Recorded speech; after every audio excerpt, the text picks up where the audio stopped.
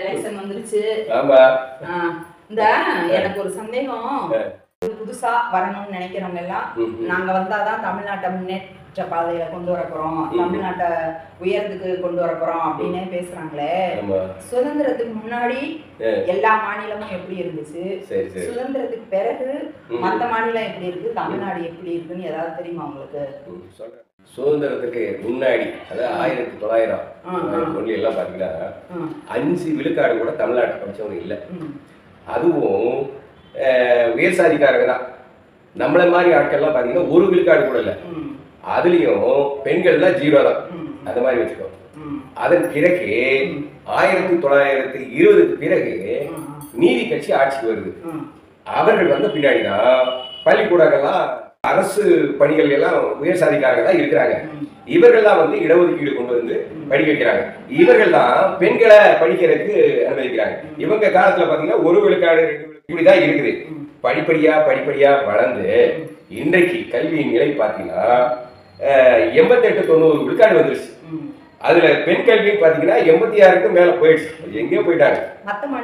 மத்த மாநிலம் கீழே பாதிக்கு கீழே.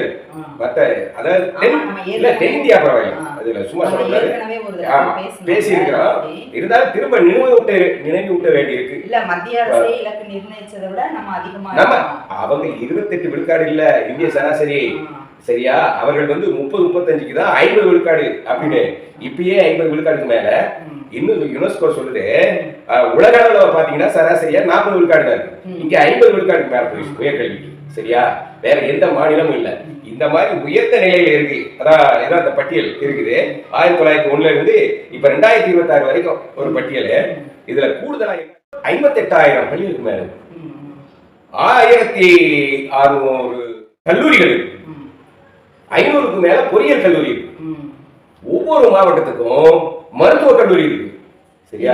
ஏதோ ஒரு கட்சி இல்ல, 2 திராவிட கட்சி. ஆமா, திராவிட மாடல் என்பது இங்க தமிழ்நாட்டுக்கு வெற்றியை தந்திருக்கிறது அப்படின்ற ஒரு இருக்கணும். அது எந்த கட்சியா இருந்தா என்ன, திராவிட மாடல் தான் இங்க வெற்றியை தந்திருக்கிறது.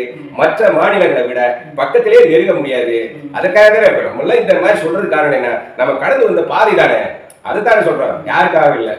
இப்படி எல்லாம் சொல்றதுக்கு 200 ரூபாய் ஊப்பின்னு கூட சிலர் எல்லாம் எழுதுறாங்க. சொல்லிட்டு போறாங்க.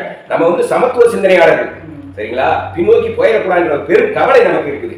அது நம்ம மட்டும் இல்ல, உழைக்கும் மக்கள் தான். இங்க வந்துமா 20-80 தாமா. இந்த 80 விழுக்காடு உழைக்கும் மக்கள் உழைச்சி அந்த 20 விழுக்காடு இருக்கு இல்லையா, அவர்கள் வாழ்வதற்கான ஒரு திட்டம் தான் வகுக்கப்பட்டு செயல்படுத்திட்டு வர்றாங்க. உலகம் முழுசுமே முதலாளித்துவம் அப்படிதான் வச்சிருக்கீங்க. உலகம் முழுசும் முதலாளித்துவம் இருக்கு நீங்க சொல்றது.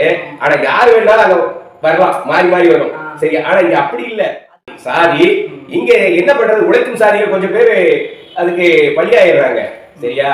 இதுல மிகப்பெரியது என்னன்னு கேட்டீங்கன்னா, நம்ம தலையில ஐடிஐ பாத்தீங்கன்னா அது நவீனப்படுத்திருக்காங்க.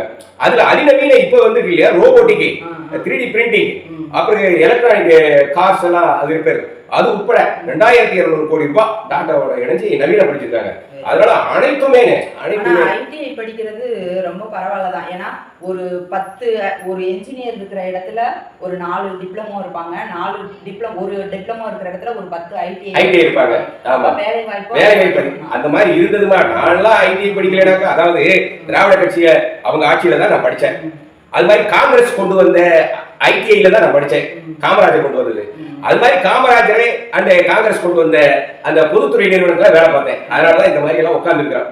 நான் குடிசையில இருந்த நானே இந்த இடத்துல உட்கார்ந்து இருக்கிறேன்னா காங்கிரஸும் திராவிட மாடல் ஆட்சியும் தான் ஒழிய அவங்களுக்கு நன்றி கடன் பட்டிருக்கேன்.